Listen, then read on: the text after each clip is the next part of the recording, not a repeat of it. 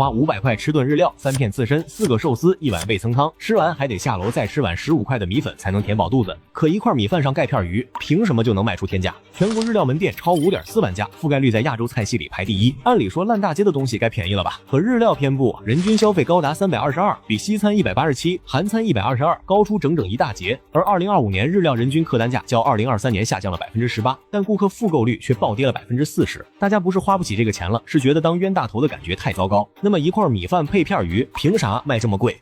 很多人不理解，寿司不就是米饭加鱼片吗？凭什么动辄人均几百？首先，食材成本确实不低，生鲜食材采购成本能占到寿司店总成本的40%到50%。一条蓝鳍金枪鱼批发价每公斤就能到2万日元。三文鱼这几年涨得更狠，受国际局势影响，涨幅在10%到50%之间。更夸张的是配菜。2026年初，日本高品质本山葵的进货价高达每公斤5万日元，比金枪鱼还贵。光是寿司旁边那一小撮山葵泥，成本就250日元。再加上2025年的令和米荒，日本米价创54年来最大涨幅，一度高达每5公斤4285日元。大米成本占寿司食材总成本从18%直接飙到27%，米饭都吃不起了，寿司能不贵吗？其次，运输和保鲜也是个烧钱的无底洞，鱼从海里捞起来很快会变质，要保证新鲜就必须全程冷链，再加上日元暴跌。2026年7月，日本食品通胀率已达6.8%，是全球平均水平的2倍多。进口食材的运输成本被进一步推高，人工和租金更是大头，食材、人工、租金这3块加起来能占到寿司店销售额的70%左右。高端日料店更是夸张，有业内人士直言，花5000块吃一顿日料，门店装修氛围占1半，真正吃到嘴里的食材成本可能连10%都不到。不过寿司店的日子其实远没有看上去那么风光。2026年上半年，日本寿司店倒闭数量较上年同期暴增45.5%，